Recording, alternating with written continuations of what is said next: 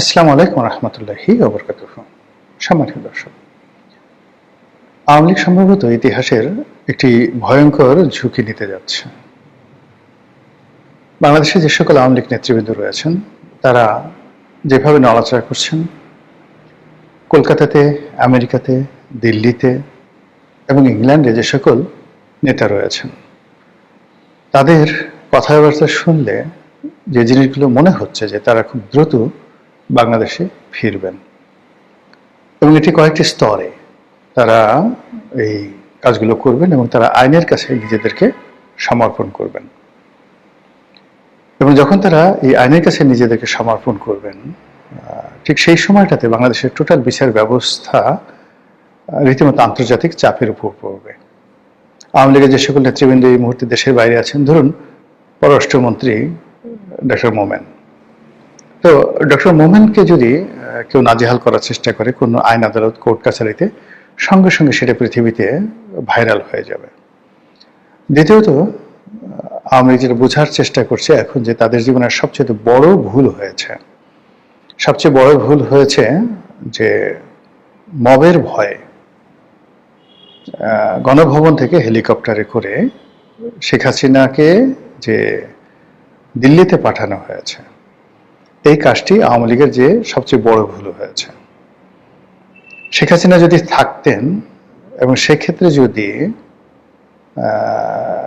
গণভবন ভেঙে লোকজন ঢুকত এবং সেনাবাহিনী যদি তাদের দায়িত্ব পালন করতে না পারত, পুরো সেনাবাহিনীর ডিসব্যান্ড হয়ে যেত, পুরো সেনাবাহিনী ডিসব্যান্ড হয়ে যেত এবং সেই ঝুঁকি সেনাবাহিনী কোনোদিন নিত না, যেটি হয়েছে শ্রীলঙ্কাতে।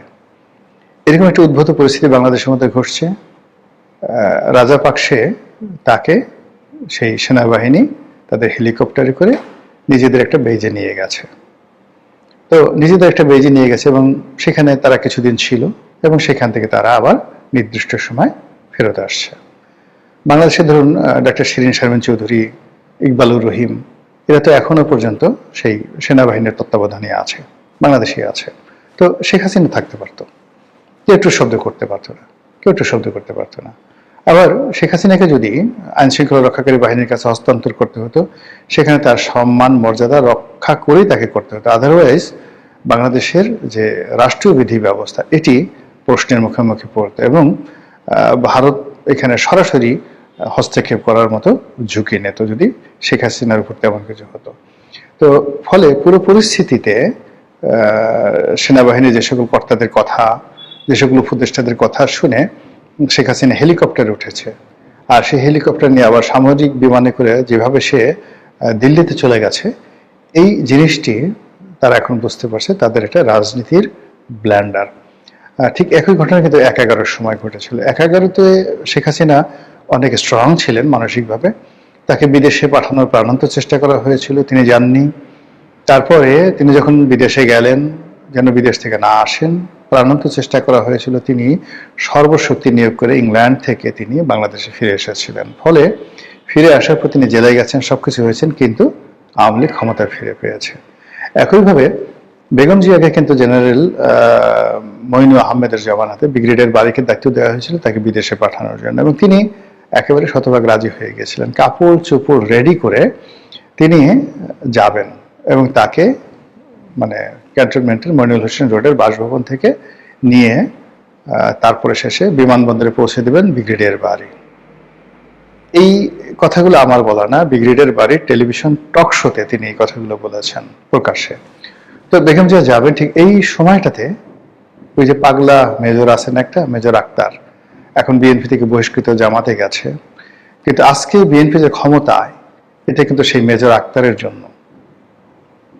মানে অনেক সময় হয় কি, আমরা সবসময় তেলবাজ দেখে পছন্দ করি, আমাকে যে হুজুর হুজুর করে তাকে পছন্দ করি, কিন্তু আমার সঙ্গে যে বেয়াদবি করে, কখনো কখনো তার কারণে যে আমার জীবন বাঁচে। আজকে তারেক রহমান সাহেব ক্ষমতায়, প্রধানমন্ত্রী, যদি সেই দিন মেজর আক্তার এই ভূমিকাটা না নিতেন, তাহলে তারেক রহমান সাহেবের বাংলাদেশে আসা হতো না, আর বেগম জিয়ারও বাংলাদেশে আসা হতো না। সারা জীবন তাদেরকে এই লন্ডন আমেরিকায় থাকতে হতো। এবং এই কথা মানে মেজর আক্তার বলেনি, মানে আক্তার সাহেব আমাকে বলেছে, বাট আমি যখন এটা ব্রিগেডিয়ার বাড়ির মুখ থেকে শুনছি, যে টেলিভিশন তিনি বলেছেন যে ওই তিনি রওনা করবেন, বেগম জিয়া কাপড় চোপড় প্যাক করা সব। অবশ্যই তারেক রহমান সাহেব এই ঘটনা জানেন। এই সময় মেজর আক্তার ঢুকেছেন সেখানে হন্তদন্ত হয়ে। ঢুকে তিনি এই অবস্থা দেখে তিনি অবাক হয়ে গেছেন। তিনি ম্যাডামকে বললেন যে, ম্যাডাম কি শুরু করছেন আপনি?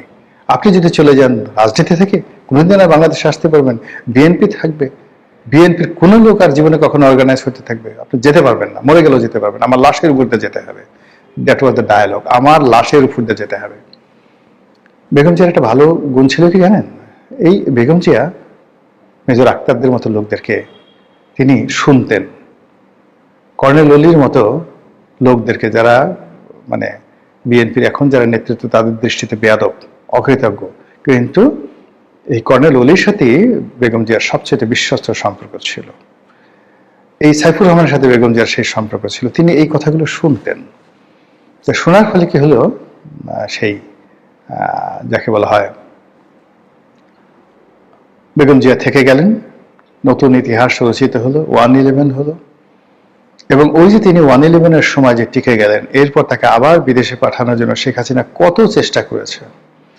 তিনি যদি বিদেশে যেতেন তাকে জেলে যেতে হতো না। তিনি বিদেশে যান নাই, তিনি জেলে গেছেন। জেল থেকেও তাকে আবার বিদেশে পাঠানোর জন্য প্রস্তাব দেওয়া হয়েছিল, তাও যাননি। ফলে বেগম জিয়ার জেল, দেশে থাকা, এমনকি তার মৃত্যু, এই যে তার যে বিয়োগাত্মক মৃত্যু, এই মৃত্যু আজ তারেক রহমান সাহেবকে ক্ষমতায় বসিয়েছে। শুরুটা কোত্থেকে হয়েছিল? বেগম জিয়ার না যাওয়ার সিদ্ধান্ত। আর সে না যাওয়ার সিদ্ধান্ত কে দিয়েছিলেন? জামাত নেতা, এখনকার জামাত নেতা সেই পাগলা মেজর আক্তার। বিএনপি যদি ন্যূনতম তাদের কৃতজ্ঞতা বোধ থাকতো, তাহলে এই মানুষগুলোকে তারা কখনোই দল থেকে তাড়াতো না। বোঝার চেষ্টা করুন। যদি শেখ হাসিনার পাশে এরকম একজন পাগলা আক্তার থাকতো, হেলিকপ্টারের সামনে গিয়ে দাঁড়াতো, আপনি যেতে পারবেন না। জেনারেল ওয়াকারুজ্জামানের সামনে গিয়ে বলতো, আমাকে গুলি করেন, আমাকে গুলি করেন, আমার লাশের উপর দিয়ে শেখ হাসিনাকে যেতে হবে। আজ আপনার যদি সাহস থাকে, আপনি খুলে দেন, গেট খুলে দেন, জনগণ আসুক, আমাকে এবং শেখ হাসিনাকে পাড়াই মারুক। That was the decision. কিন্তু শেখ হাসিনার পাশে ওই সময়টাতে এরকম কেউ ছিল না। সবাই পালিয়ে গেছিল, সবাই কান্নাকাটি করছিল, এবং সবাই তাকে পালিয়ে যাওয়ার জন্য প্ররোচিত করেছিল, তার সন্তান থেকে শুরু করে সবাই। এবং তিনি একটা সময়, শেষ সময়টা পর্যন্ত আমি যতটুকু জানি, যেটা জেনারেল ওয়াকারুজ্জামানও বলেছেন, অন্যান্য বিভিন্ন সূত্র থেকে আসছে, যে তিনি বলেছিলেন, আমি মরে যাব কিন্তু আমি দেশ ছাড়বো না, আমাকে মেরে ফেলুক আমি দেশ ছাড়বো না, আমি ক্ষমতা ছাড়বো না, কোনো কিছু হবে না। সে কিন্তু তার জিদ শেষ পর্যায়ে রেখেছিল। কিন্তু তার আপনজন, সেটা শেখ রেহানা, সেটা সজীব ওয়াজেদ জয়, জেনারেল ওয়াকারুজ্জামান থেকে শুরু করে এই দীর্ঘদিন তিনি যাদেরকে বিশ্বাস করেছেন, প্রত্যেকটা মানুষ তাকে হেলিকপ্টারে উঠে পালিয়ে যাওয়ার জন্য প্ররোচিত করেছে। ফলে বেচারি সিদ্ধান্ত নিতে পারেননি। আর এখন এমন একটা জায়গা থেকে মাইন্ডকেট সিপায় পড়ে গেছেন যে ওখান থেকে রাতারাতি তিনি যে ফিরে আসবেন, সিদ্ধান্তটা তার একার নয়। তারেক রহমান সাহেব যেভাবে লন্ডনে ছিলেন, তার ফিরে আসার সিদ্ধান্তটা একার নয়। তদ্রূপ এই যে এখন তিনি যে দেশের বাইরে আছেন, সেখান থেকে ফিরে আসাটাও শেখ হাসিনার একার সিদ্ধান্ত নয়। তো এই জন্য তিনি তার যারা নেতাকর্মী, যারা সাহসী, তাদের সঙ্গে তিনি কথাবার্তা বলছেন এবং সবাইকে বলছেন যে তোমরা আত্মসমর্পণ করো, যে যার মতো করে জেলে যাও যদি রাজনীতি করতে চাও। এবং ইতিমধ্যে আপনারা দেখেছেন, বরিশালে তালুকদার মোহাম্মদ ইউনূস সংসদ সদস্য ছিলেন এবং বরিশাল জেলা বিএনপির সেক্রেটারি, জেলা আওয়ামী লীগের সেক্রেটারি, তিনি আত্মসমর্পণ করেছেন এবং জামিন লাভ করেছেন। এর মধ্যে জেলে যারা গেছেন, সাবির হোসেন চৌধুরী বাংলাদেশে আছেন, সেলিনা হায়াত আইভি আছেন, মানে সুমন আছেন জেলে।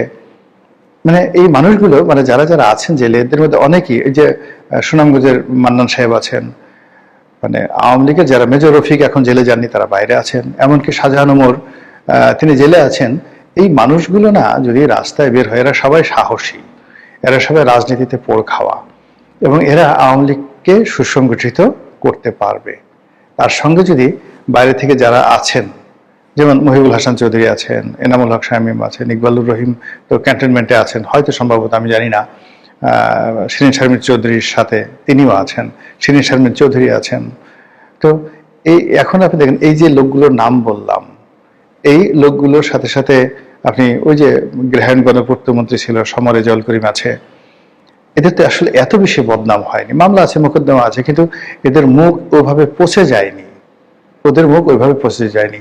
ওই যে আমাদের পররাষ্ট্রমন্ত্রী ছিলেন সেই আবুল মাল্লা আব্দুল মুহিত সাহেবের যে ছোট ভাই ডক্টর মোমেন, তিনি আছেন, এরকম অনেকে আছেন যাদের আন্তর্জাতিক ফেজ আছে, ভ্যালু আছে, সততা আছে, জুলুম করেননি, অন্যায় করেননি, ঘুষ করেননি, দুর্নীতি করেননি, পরিস্থিতির কারণে তিনি তারা দেশের বাইরে আছেন।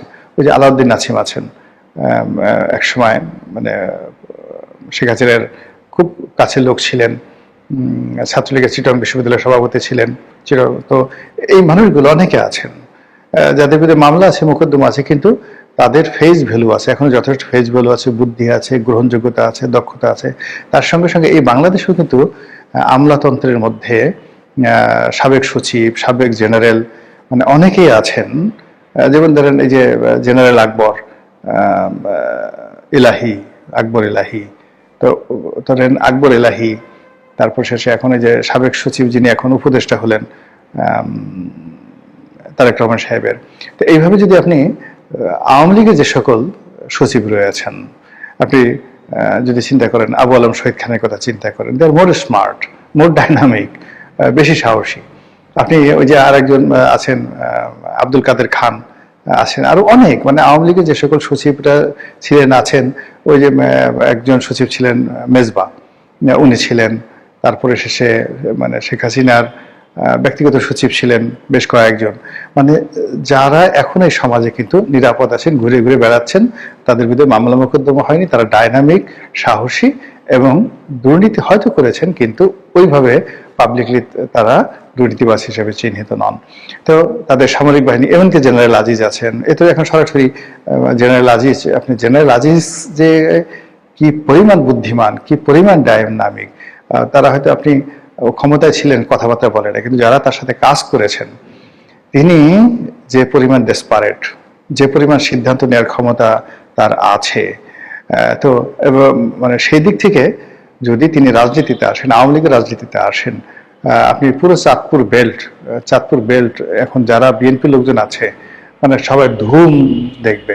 মুফাসিল হোসেন চৌধুরী মায়া আছেন, এরা তো পরীক্ষিত, মানে রাজপথে পরীক্ষিত যারা লোকজন রয়েছেন। তারপরে নানক বলেন, বাহাউদ্দিন নাসিম সাহেব বলেন, মানে এদের যত কিছু বলেন না কেন, এদের যে পলিটিক্যাল হেরিটেজ আছে, পলিটিক্যাল যোগ্যতা আছে, এই পলিটিক্যাল যোগ্যতা অন্য রাজনৈতিক দলের এই পর্যায়ের এত নেতা কর্মী নাই। এখন এরা যদি দলে এসে সবাই জেলে যায় এবং প্রতিদিন কোর্টে হাজির হয় জেলখানা থেকে, প্রতিদিনই মিডিয়া তাদেরকে কভার করবে। এখন ধরেন সালমান যে কবার আসছে, বা তারপরে আনিসুল হক যে কবার কোর্ট থেকে আনা হচ্ছে, শাহজাহান খানকে আনা হচ্ছে, মিডিয়াকে আপনি ফেরাতে পারছেন? বারবার আপনাকে স্মরণ করে দিচ্ছে আওয়ামী লীগ আছে, আওয়ামী লীগ আছে। এভাবে যদি আওয়ামী লীগের ৩-৪ হাজার নেতাকর্মী যারা সেলিব্রিটি, তারা যদি জেলে যায়, তাদের বিচার হয়, আচার হয়, তারা যদি নিয়মিত হাসপাতালে যায়, চিকিৎসা করতে তাদেরকে আনা হয়, প্রতিদিনই শুধু আওয়ামী লীগের নিউজই ডেইলি আসবে, অন্য কোনো নিউজ। সেখানে তারেক রহমান সাহেব যে আজকে সেই ট্রাফিক জ্যামে আটকে আছেন, এই খবর কেউ দেখবে না যদি শেখ হাসিনা বাংলাদেশে আসেন এবং তাকে আজকে কোর্টে হাজির করা হবে, এটা হবে প্রাইম রিপোর্ট। তো সেক্ষেত্রে এই নেতাদেরকে ধাপে ধাপে আত্মসমর্পণ করিয়ে শেখ হাসিনা নিজেও ভারতকে রাজি খুশি করিয়ে এই মানে আইন আদালতের কাছে আত্মসমর্পণ করার জন্য তিনি যে সিদ্ধান্ত নিয়েছেন এবং সেটা যদি তিনি বাস্তবায়ন করতে পারেন, যেটা আমি শুনেছি, তাহলে বাংলাদেশে যে কি হবে রাজনীতির সমস্ত হিসাবগুলো উল্টে যাবে।